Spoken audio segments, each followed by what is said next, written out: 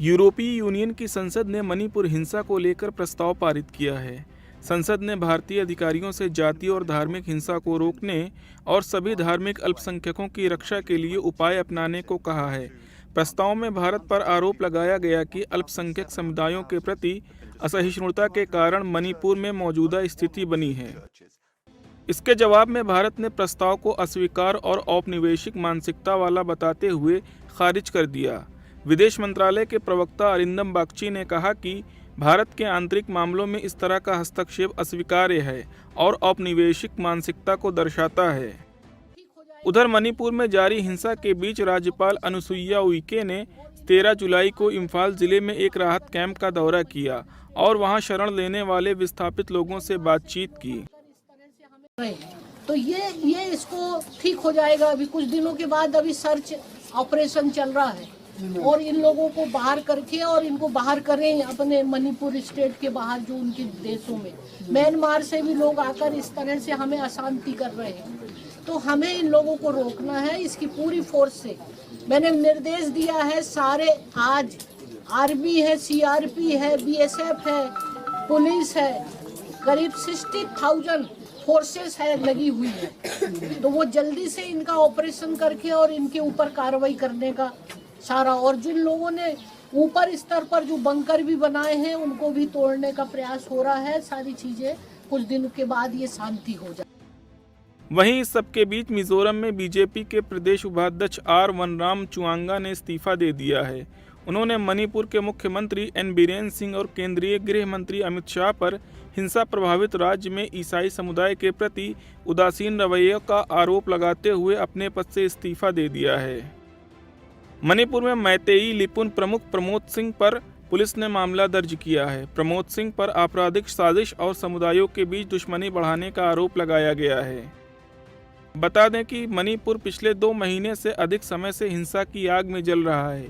राज्य में 3 मई को उस वक्त हिंसा भड़की जब राज्य के बहुसंख्यक मैतेई समुदाय को जनजाति का दर्जा दिए जाने की मांग के खिलाफ अल्पसंख्यक कुकी समुदाय ने रैली निकाली।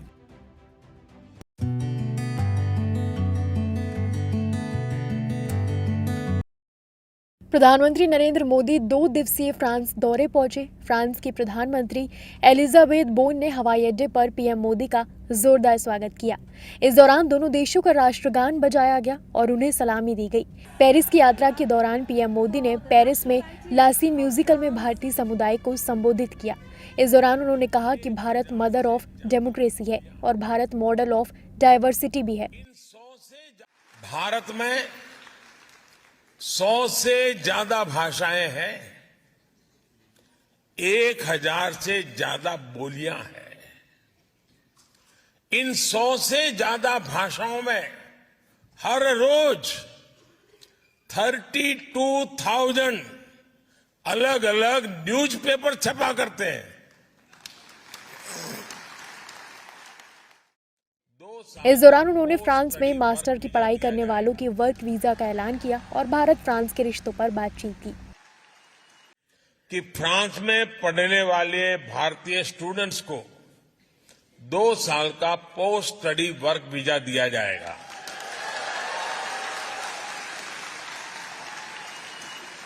अब ये भी निर्णय लिया गया है कि फ्रांस में मास्टर्स करने वाले भारतीयों को 5 साल का long term post study visa दिया जाएगा।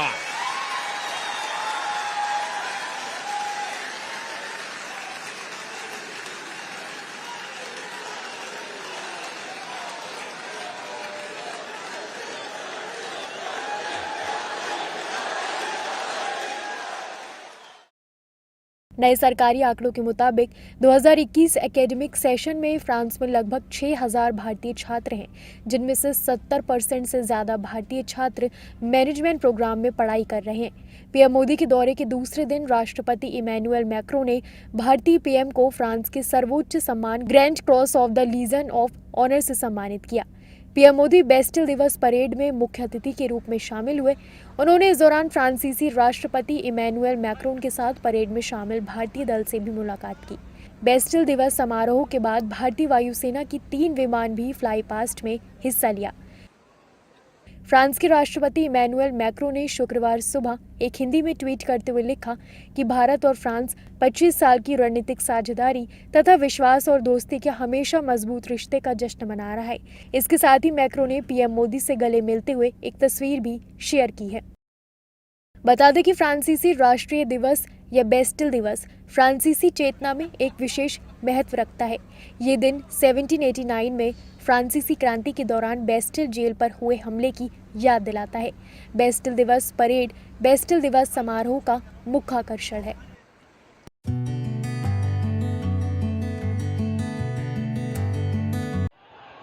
मध्य प्रदेश में पटवारी भर्ती परीक्षा को लेकर मचे बवाल के बीच मुख्यमंत्री शिवराज सिंह चौहान ने इस पर रोक लगा दी है। हाल ही में इस परीक्षा के नतीजे जारी किए गए थे, जिसके बाद से ही कैंडिडेट्स इस परीक्षा में फर्जीवाड़े का आरोप लगा रहे हैं। उम्मीदवारों ने पटवारी भर्ती परीक्षा में पारदर्शिता पर सवाल उठाए हैं, जिसके बाद इस पर रोक लगा दी गई है। मध्य प्रदेश कांग्रेस के अध्यक्ष और पूर्व मुख्यमंत्री कमलनाथ ने इस पूरे मामले पर शिवराज सरकार को घेरा है। उन्होंने ट्वीट करते हुए कहा कि पटवारी भर्ती परीक्षा के परिणाम में धांधली के समाचार आने के बाद मुख्यमंत्री शिवराज ने नियुक्तियां रोकने का फैसला करके ये स्वीकार कर लिया है कि इन परीक्षाओं में बड़े पैमाने पर धांधली और घोटाला हुआ है। इस पूरे मामले में मध्य प्रदेश युवा कांग्रेस के नेता गौरव त्रिपाठी ने कर्मचारी चयन मंडल में 11 जुलाई को शिकायत की थी। गौरव त्रिपाठी ने कहा कि मध्य प्रदेश में युवाओं के साथ धोखा हो रहा है। साथियों, जिस प्रकार मध्य प्रदेश में 50 लाख से ज्यादा युवा सरकारी भर्तियों की तैयारी कर रहे हैं, तो सरकार की जिम्मेदारी है कि वो युवाओं के साथ अन्याय न करे। धांधली की जो प्रयास किया जाता है, भ्रष्टाचार का जो प्रयास किया जाता है, उसे दबाए ना। कई सारे गरीब युवा जो एक मध्यम वर्गीय परिवार से हैं, वो दूसरे शहरों में जाकर तैयारी करते हैं और उनके साथ अन्याय हो जाता है। ये युवाओं के साथ सबसे बड़ा धोखा है और सरकार इसको दबाने का काम करती है। मध्य प्रदेश के गृह मंत्री नरोत्तम मिश्रा ने पटवारी भर्ती परीक्षा में गड़बड़ी के आरोपों को लेकर कहा कि कांग्रेस इस मामले में डर्टी पॉलिटिक्स कर रही है। कमलनाथ जी, पहले तो आपने अपनी ये जो डर्टी पॉलिटिक्स है ना, इसमें राहुल गांधी जी को मटिया मेट कर दिया। अब प्रियंका गांधी से भी ये झूठ का ट्वीट करा दिया। कमाल के और खुद दुबई निकल गए, बाकी सबको छोड़ के। कल सुबह भी मैंने एक मिथ्या आरोप का जवाब दिया है, एक मिथ्या आरोप का जवाब दिया। 1000 लोगों की आपने बात करी कि 1000 लोग पास हो गए। अगर 114 से 115वां भाई आप बता दोगे ना 15वां लाके, तो मैं चुनौती दे रहा हूं आपको, और मेरी चुनौती को स्वीकार करो और लाके बताओ। हद होती है झूठ की। बता दें कि मध्य प्रदेश में बीती 30 जून को एम्प्लॉयज सिलेक्शन बोर्ड ने पटवारी भर्ती परीक्षा 2023 के नतीजे जारी किए। इन नतीजों में टॉप करने वाले 10 में से 7 कैंडिडेट एक ही सेंटर के हैं। ये जानकारी सामने आने के बाद से ही उम्मीदवार भर्ती प्रक्रिया की पारदर्शिता पर सवाल उठा रहे हैं।